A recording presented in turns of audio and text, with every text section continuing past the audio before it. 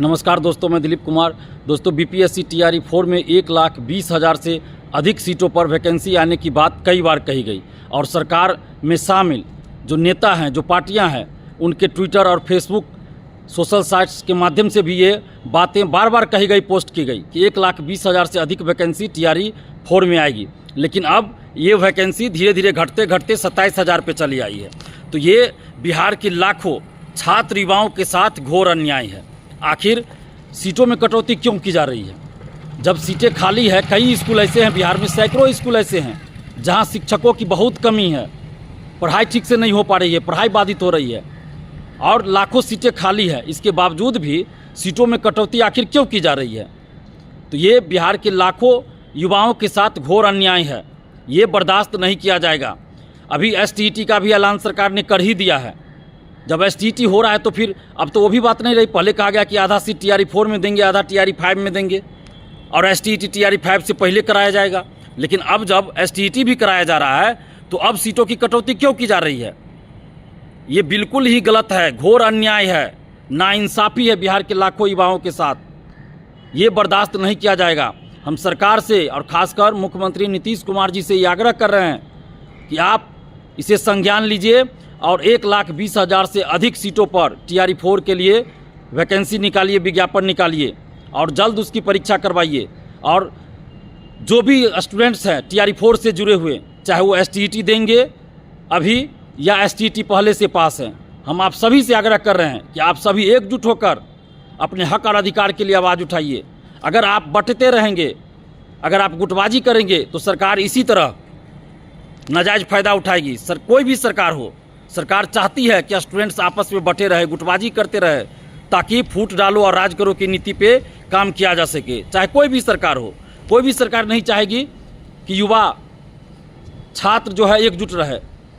तो इसलिए हम सभी से आग्रह कर रहे हैं, जो अभी एसटीईटी देने वाले हैं और जो एसटीईटी पास हो चुके हैं, आप सभी से आग्रह कर रहे हैं कि आप लोग एकजुट होकर लड़ाई लड़िए, एकजुट होकर लड़ने की जरूरत है।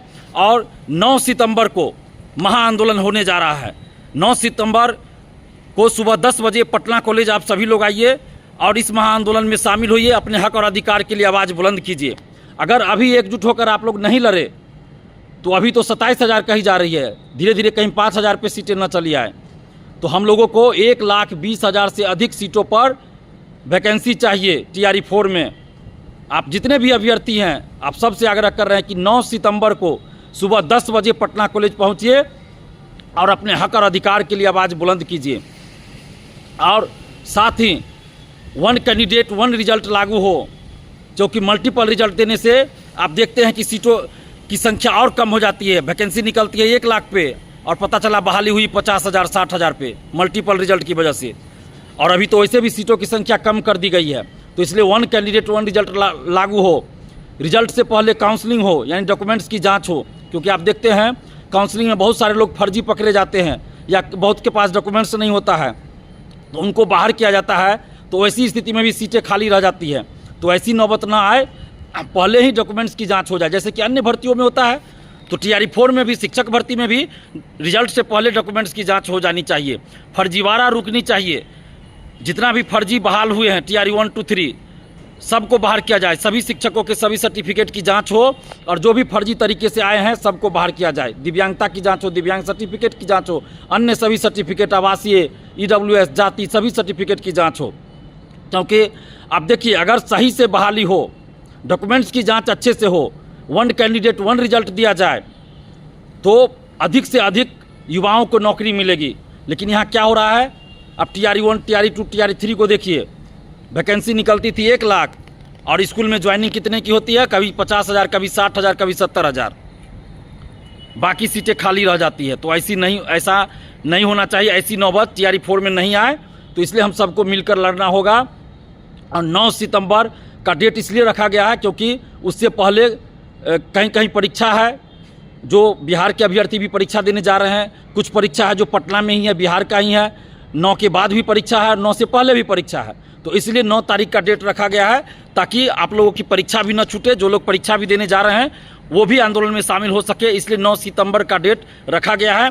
तो आप जितने भी अभ्यर्थी हैं, चाहे आप एसटीईटी अभी देने वाले हों या एसटीईटी पहले से पास हो, यानी TRE 4 जो भी अभ्यर्थी है TRE 4 की परीक्षा देना चाहते हैं, उन सभी से आग्रह है कि अपने हक और अधिकार के लिए 9 सितंबर को सुबह 10 बजे पटना कॉलेज पहुंचिए। और हम लोगों की मांग है कि 100% रिक्ति पर यानी 1,20,000 से अधिक सीटों पर TRE 4 में वैकेंसी आनी चाहिए। और माननीय नीतीश कुमार जी से हम आग्रह कर रहे हैं कि जिस तरह आपने डोमिसाइल लागू किया, हम लोगों ने तारीफ़ किया, धन्यवाद दिया नीतीश कुमार जी आपको। आपने फेसबुक ट्विटर के माध्यम से घोषणा किया TRE 4 की, लेकिन आपके अधिकारी अभी तक नहीं सुन रहे हैं और सीटों की कटौती करने लगे। तो अपने अधिकारियों को निर्देश दीजिए कि 100% रिक्ति पर TRE 4 में वैकेंसी आए, 1,20,000 से अधिक सीटों पर TRE 4 में वैकेंसी आए। और आप तमाम अभ्यर्थियों से, छात्र युवाओं से आग्रह कर रहे हैं कि 9 सितंबर को आप लोग सुबह 10 बजे पटना कॉलेज पहुंचिए। जय युवा, जय बिहार, जय हिंद।